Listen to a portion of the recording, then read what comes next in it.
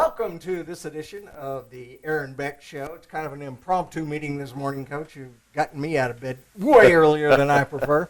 But we want to talk a little bit about your season so far. 2-0. It's a pretty good start. You know, so far off to a great start, and so much more than football. Our Booster Club president this year, Angel Kraminski, put a lot of work in her team, Kelly Parsley and crew, over the summer to get fan support, student support, community support rallied around all of our fall sports, and through the trip down to Austin, where I think we packed 5 charter buses, very proud of that, and then fall rally, which was a huge success.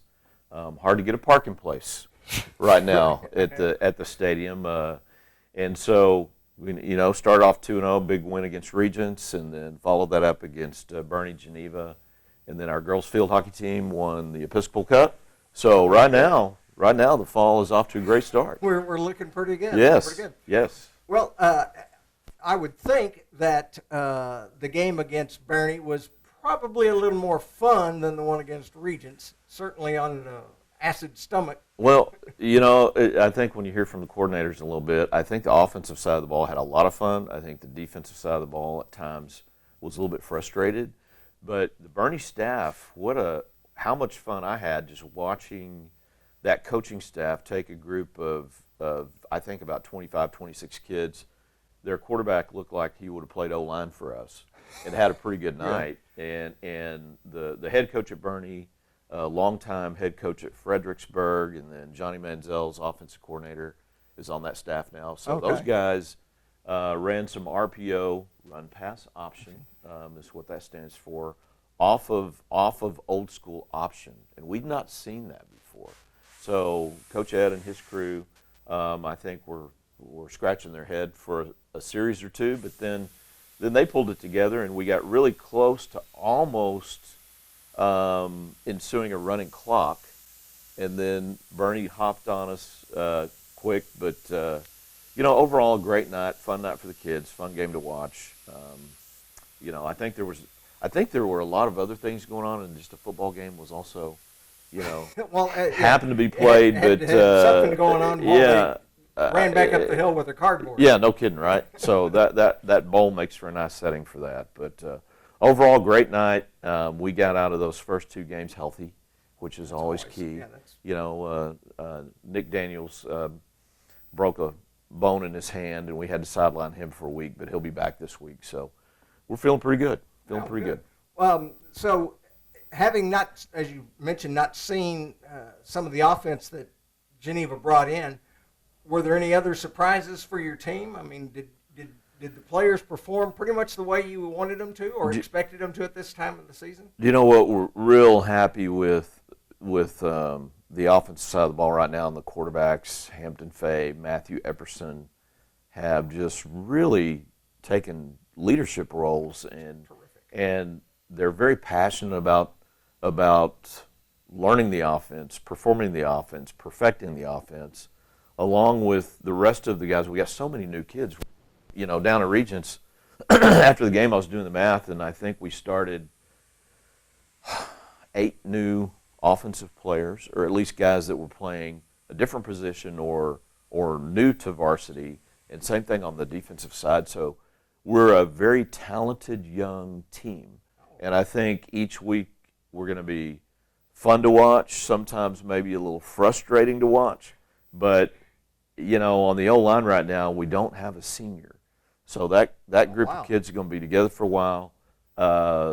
Same thing with our quarterbacks, and so the future right now looks really good.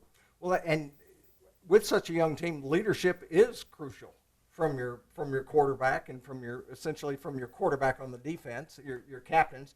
Those are kids that need to show the younger ones the way it's done and the way and what it takes to be successful. Absolutely. And Cayman Lane over the off season, we played him on the defensive line last year, and he dropped 20, 25 pounds, moved to the inside linebacker spot. I'm going to throw this stat out there, and it's a personal stat for him, but losing 25 pounds, and in the summer strength program, he took his bench up to 405 pounds, we've never had a high school kid here in my timeline bench press 405 before the start of a season. So he is really Hard to focused. get in shape. And, you know, he verbally committed to Furman before the season started, but that's going to be interesting to see as we progress on. There's going to be a lot of interest in that young man. And watching Kamen mature and come into his own, and not just athletically, but academically and socially and everything has just been a lot of fun for us to watch as a coaching staff. And then another young man I want to brag on for a minute is Clark Hillman. You know, Clark played quarterback for us last year, and, you know, it was a tough year on Clark, tough year on me. So we held hands together, and after the season was over, had some long talks, and he assumed another role, and he is doing outstanding. I mean, one of Hampton's favorite targets, and you know, because of the way he handled himself and the maturity he showed, he's another team captain and a leader for us this year, along with Jacob Matlock, returning 3-year starter. And so we've got some really good leaders and guys that are really passionate about not only football but our program as well. That's one of the things that a lot of parents don't necessarily get, which is that they want to see how good their son plays on the field.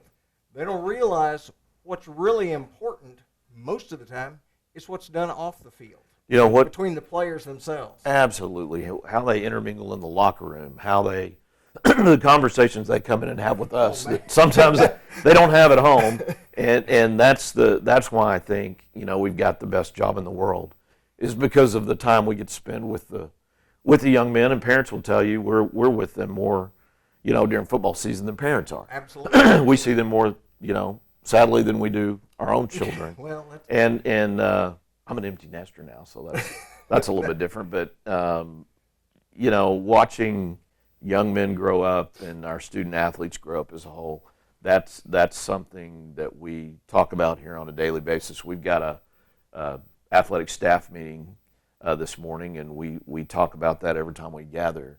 Is, you know, who needs a little extra love and care, who needs an extra push, who needs an extra, you know, kick by a teacher, and we try to proactively triage that through this office into the school. And that's been, I think, what's been unique about our athletic program, top to bottom, not just football. Mm-hmm. Well, that's, you know, watching the interaction of the players together and I want to say their friendliness with the coaches, but their comfort zone with coaches in talking with them and in asking, you know, because a lot of times kids are frightened to ask, what do I do in this situation, or what happens here? And it's not just on the field questions. It's, you know, they've got some questions about life that they just feel comfortable talking to coaches about that they don't feel comfortable talking to other kids about. And I think that's one of the terrific things about high school athletics. Right. And I wish that it continued on through college, but it didn't. I mean, so this is where it needs to be set, and this is where the kids get that kind of direction that I think is really important in their lives. They don't see it now, but boy, when you talk to them 20 years from now, and players that come out of the NFL, and they talk about what they learned in high school and how important it was in their lives. Well, even in your career and the time you spent over at Highland Park, and you see when you have programs that are tradition rich, and then I've been so fortunate to be able to steer a ship here and have coaches and team members that have been a part of this now for 13 years plus, and there's some consistency in that, and then that's when programs rise above the sport, I think, and become more of a community feel. And our parents know this, and our kids know this. When you look at our staff, every year there are alumni out of our program coming back, and transitionally this year I've got 3 that played here for us and went on and played in college, and now they're back.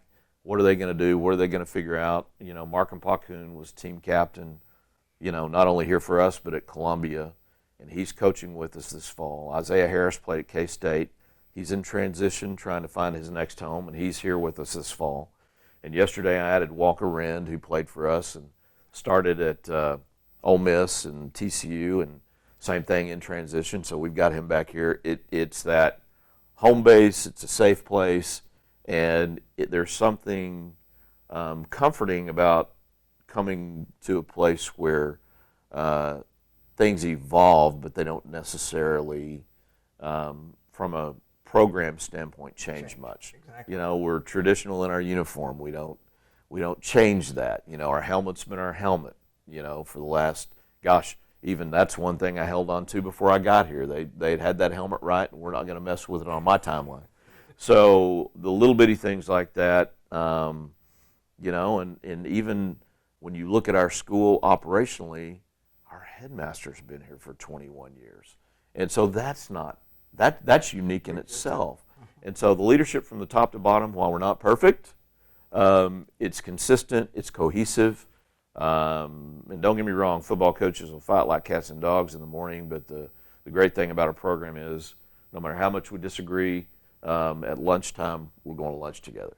So, you know, it's a fun way to spend a day. Well, let's get to what people might be wanting to see, and that's some of the highlights from the last week's game, and we'll do that in just a moment when we come back.